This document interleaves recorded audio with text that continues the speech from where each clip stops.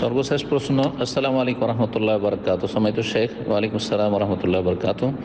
এক বোনের প্রশ্ন, তার স্বামীর প্রচণ্ড নাক ডাকার কারণে তারা একসঙ্গে ঘুমাতে পারে না, কিন্তু এতে তার স্বামীর মনে আফসোস কাজ করে, বোনটিরও খারাপ লাগে, কিন্তু সে 10 বছরে অভ্যাস করতে পারেনি, যদিও প্রথম 2 বছর চেষ্টা করেছিল কিন্তু ঘুমাতে পারতো না, তাই আলাদা আলাদা ঘুমায়। এতে কি সে গুনাহগার হবে? স্বামীর হক কি নষ্ট হবে? সংক্ষেপে বলবো যে এতে তিনি গুনাহগার হবেন না, আর তাতে স্বামীর হক নষ্ট হয় না। এখন একটু বিস্তারিত বলি। শরীয়তের আসল বিধান হচ্ছে যে সুন্নত হচ্ছে, ফরজ ওয়াজিব নয়, সুন্নত হচ্ছে স্বামী স্ত্রী একই বিছানায় ঘুমাবে। আর যদি চাদরের প্রয়োজন হয়, একটি চাদর তাদের জন্য যথেষ্ট। স্বামী স্ত্রী ছাড়া অন্য কারোর সাথে এক চাদরে ঘুমানো জায়েজ নয়, বা এক কম্বলে ঘুমানো জায়েজ নয়। স্বামী স্ত্রী এক চাদরে এক বিছানায় ঘুমাবে। রাসূলুল্লাহ সাল্লাল্লাহু আলাইহি সাল্লাম আয়েশা রাদিয়াল্লাহু তাআলা আনহার সাথে অন্যান্য সমস্ত বিবিদের সাথে একই বিছানায় ঘুমাতেন। ছোট্ট বিছানা হয়তো, ছোট্ট কক্ষ, আর দিন রাতে তাতে ঘুমাতেন দুজনে, আর দিন হলে সেটাকে মুড়িয়ে রেখে দিতেন।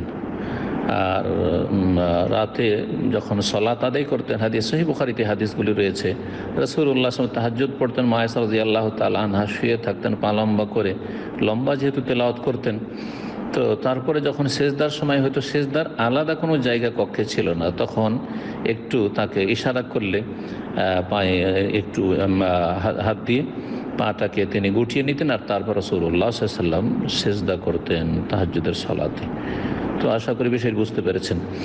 জায়েজ হওয়ার দলিল আলাদা আলাদা ঘুমাতে পারবে, যে সহিহ মুসলিমের হাদিস। রাসূলুল্লাহ সাল্লাল্লাহু আলাইহি ওয়াসাল্লাম বলেছেন, ফিরাশুন লিররাজুলি ওয়া ফিরাশুন লিমরাতিহি ওয়া ফিরাশুন লিদ্দাইফি ওয়া ফিরাশুন লিশাইতান ওয়া রাবিউন লিশাইতান।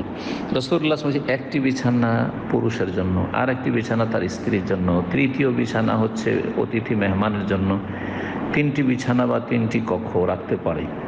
আর যদি অতিরিক্ত ফালতু বিনা কাজে 4র্থ বিছানা রাখে, আর সেটা কোনো প্রয়োজন হয় না, অতিথির জন্য একটি যথেষ্ট, কিন্তু এমনিতেই বিছানা রেখেছে বা বেডরুম রেখেছে, তাহলে সেটা শয়তানের জন্য, সেখানে শয়তান ঘুমাবে, শয়তান বসবাস করবে।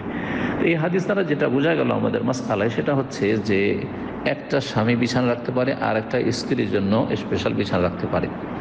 হ্যাঁ, শারীরিক চাহিদা পূরণের সময় এক জায়গায় হয়ে যাবে। ওলামারা বলেছেন যে যদি দোষ থাকে কারো মধ্যে, স্বামীর মধ্যে কোনো দোষ আছে, যেমন নাক ডাকা অথবা শরীর থেকে প্রচণ্ড গন্ধ আসা, মুখ থেকে গন্ধ আসা, তাহলে স্ত্রী দূরে শুইতে পারে।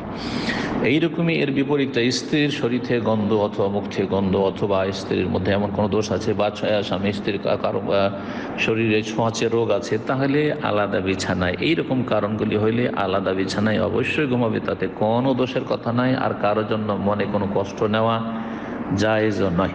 আশা করি যখন শারীরিক সম্পর্কের জন্য স্ত্রীকে ডাক দেবে, তখন সেই ডাকে সাড়া দিতে হবে। এই মর্মে রাসূলুল্লাহ সাল্লাল্লাহু আলাইহি ওয়াসাল্লাম বলেছেন, ইযা দাআর রাজুলু ইমরাতাহু ইলা ফিরাশিহি, যখন কোনো পুরুষ তার স্ত্রীকে ডাকবে নিজের বিছানার দিকে, ফাআবাত, সে যদি আসতে অস্বীকার করে, এই বিছানার দিকে মানে এক বিছানায় শোয়ার জন্য নয়, আর সব সময় এক বিছানায় শুইতে এই জন্য নয়, বরং সহবাসের উদ্দেশ্যে যদি ডাকে শারীরিক চাহিদা পূরণের জন্য, আর সে আসতে না চায়, অথচ শারীরিক কোনো ওজর নেই, তাহলে লানাতাল মালায়েকাতু হাত্তা তুসবিহা, ভোর হওয়া পর্যন্ত ফেরেশতাদের অভিশাপ, লানত হতে থাকবে। তো এই হাদিসের উদ্দেশ্য এই নয় যে এক বিছানায় হইতে হয়, বরং এই হাদিসের উদ্দেশ্য যদি শারীরিক প্রয়োজন পুরা করার জন্য স্বামী ডাক দেয় স্ত্রীকে আর অস্বীকার করে, তখন গুনাহগার হবে। আর যে ক্ষেত্রগুলি বললাম, এই সব ক্ষেত্রে বা যেটা জিজ্ঞাসা করেছে, তাতে কোনো গুনাহ হবে না ইনশাআল্লাহ, বরং এতেই কল্যাণ রয়েছে। আল্লাহ রাব্বুল আলামিন যেন বুঝার এবং আমলের তৌফিক দান।